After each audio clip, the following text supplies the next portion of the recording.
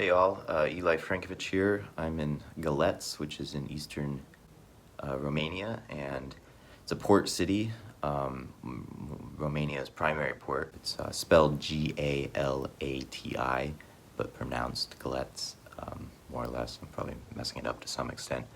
I'm here with Dr. Marty Becker. He's a veterinarian, works in Post Falls, lives in Bonners Ferry, and is sort of a famous veterinarian. Written a number of books, was on Good Morning America for more than 15 years, and kind of has championed a real gentle, sort of fearless way of handling animals. Fearless being like, don't freak them out, kind of getting into animal head psychology and all that.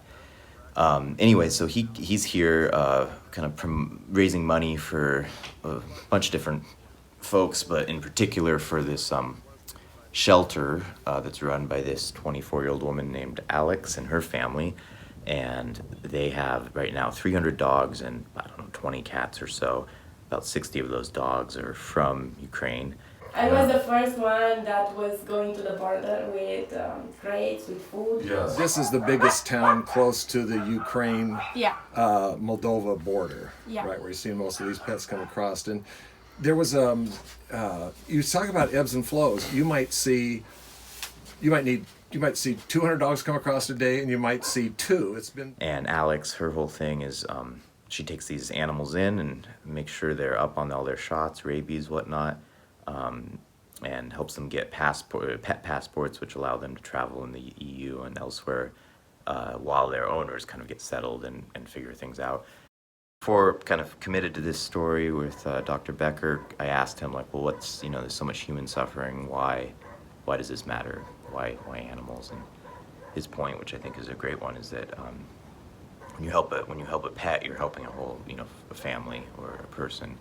And for a lot of these people, their pets are one of, if not the sort of point of consistency in their life over the past month or so or more.